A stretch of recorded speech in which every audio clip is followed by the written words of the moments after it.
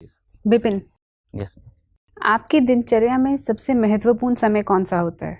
मेरे दिनचर्या में सब शाम का समय होता है मैम। ऐसा क्या करते हैं आप खाली समय में जो आपको लगता है बहुत महत्वपूर्ण है, काम कर रहे हैं? शाम को मैं पूरा दिन भर अगर पढ़ाई करके मैं शाम को घूमने निकलता हूँ तो उस समय मुझे अच्छा लगता है पूरे दिनचर्या में।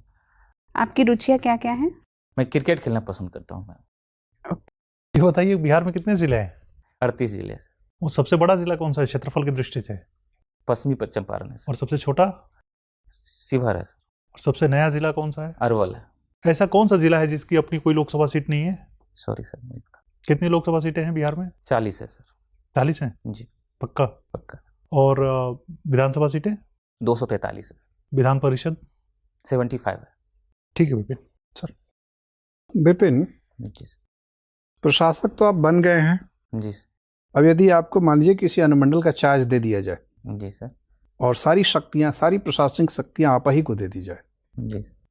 तो फौरी तौर पे तत्काल कौन कौन से 3 कदम उठाएंगे? Sir as is post sir. कोई भी सारी शक्तियां आप ही के पास हैं। फौरी तौर पे सर मैं वहाँ पे जब भी जाऊँगा पहले तो मैं देखूंगा वहाँ क्या समस्याएं हैं और उस अनुसार मैं कदम उठाऊंगा। अगर मेरे पास सारी शक्तियाँ, लॉ एंड ऑर्डर कैसी है वहाँ पे, कम्युनल हार्मनी कैसा है, और जितनी भी योजनाएं लागू है क्या सही तरीके से लागू है कि नहीं है, शिक्षा व्यवस्था कैसा, स्वास्थ्य व्यवस्था, इन सब सारी चीज़ों में मैं सुधार करना चाहूँगा सर। अच्छा, लेकिन आपने देखा है कि अगर एक संपन्न पिता अपने पुत्र को सारी सुविधाएं दे दे जी और इस वजह से पुत्र पंगु हो जाए, उपार्जन करने की मनोवृत्ति उसमें न रहे, तो पिता द्वारा संचित धन पुत्र के बहुत दिन काम तो आता नहीं है। जी। तो धन देने से अच्छा नहीं है कि हम गरीबों को धनोपार्जन का कौशल दें? बिल्कुल सर, ये भी एक तरीका है, कौशल भी दे सकते हैं उसके। लेकिन हम कौशल देने पे जितना ध्यान देना चाहिए, जितना संसाधन लगाना चाहिए, उसके बजाय हम उसके उपभोग पर दे रहे हैं।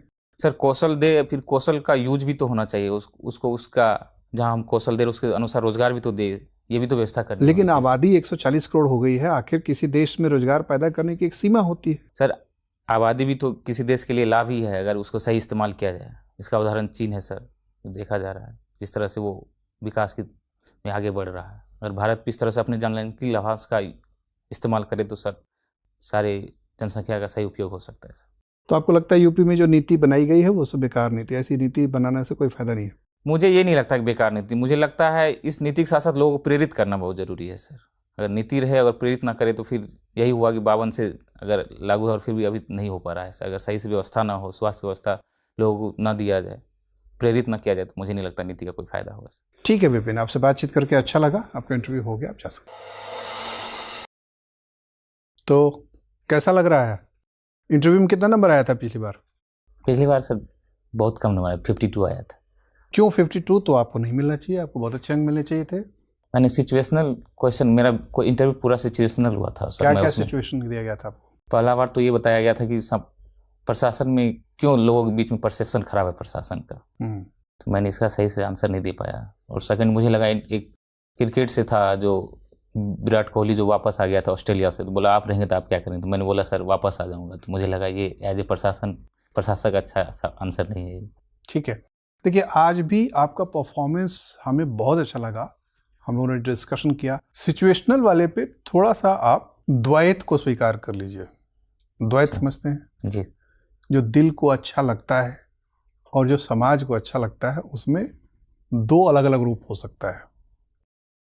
आप सिर्फ वो मत बोलिए जो दिल को अच्छा लगता है जी, क्योंकि आप पब्लिक सर्वेंट हैं, तो लोगों की सेवा करना, अपनी सेवा तो करनी नहीं है जी।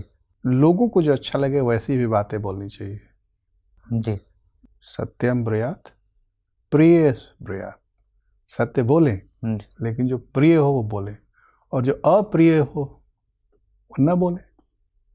आपसे हमें बड़ी अच्छी उम्मीदें हैं, मतलब हम मान के चल रहे थे आज के आपके परफॉर्मेंस के आधार पर हम आपके लिए अंक बहुत ऊपर लेके चल रहे हैं।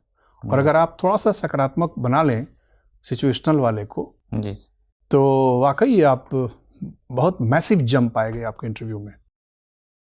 और अगर इंटरव्यू में आपको 30-40 नंबर का जंप मिल गया जी, तो फिर दोबारा आपको परीक्षा देने की जरूरत ही नहीं रह जाएगी। जी सर। बाकी सब चीज़ें बहुत अच्छी हैं। बाकी सब चीज़ें का मतलब ये है कि आपकी एंट्री फॉर्मल है, औपचारिक तौर पे जो आप अनुमति जो मांगनी चाहिए वो एकदम मुखर शब्दावली में आपने अनुमति मांगी। अभिवादन आपका अच्छा है, बैठने की भंगिमा अच्छी है, ड्रेस सेंस आपका अच्छा है। टाई थोड़ी सी छोटी है, अगर टाई पहन के जाइएगा तो थोड़ी सी लंबाई अभ्यास कर लीजिएगा, थोड़ा सा लंबाई 1 इंच बढ़ाना होगा, लेकिन फिर भी देखने में बहुत अच्छे लग रहे हैं। हैंड प्लेसमेंट बहुत अच्छा है। पाँव को थोड़ा सा समेट के बैठेंगे, घुटनों के बीच की दूरी थोड़ी सी कम रखिएगा। हाँ, तो ज़्यादा फैला के बैठना एक थोड़ा सा एरोगेंस का परिचायक होता है, मतलब आप अपने आप को दादा समझ रहे हैं, उस तरह का भाव नहीं। विनम्रता दिखलाना है, वो है, आपके चेहरे पे विनम्रता दिखती है। तो भंगिमा अच्छी है, आपका एनालिसिस बहुत अच्छा है, विभिन्न विषयों पर आपने तत्काल जो एनालिसिस दिया वो अच्छा है, तथ्य का ज्ञान बहुत अच्छा है आपका, वाक्य शब्द भाषा की पकड़ बहुत अच्छी है, प्रवाह है, ये सारी चीज़ें अच्छी हैं। मतलब इतना समय लगना ही नहीं चाहिए आपको फीडबैक देने में, क्योंकि आपके फीडबैक में सिर्फ यही कहना था कि बहुत अच्छा है, बस इसको मेंटेन करिए। सिर्फ एक ही बिंदु पे थोड़ी सी शंका थी, इसलिए आपसे मैंने पूछा कि क्या अंक है और किस वजह से कम है। सिचुएशनल, मेरा पूरा इंटरव्यू सिचुएशनल रहा, एक भी सवाल नहीं था, ना हिस्ट्री से ना मैथिली से, किसी भी से। तो बस उसी पे थोड़ा सा आपने रुख को प्रगतिशील बनाने का प्रयास करिए। ओके, ठीक है।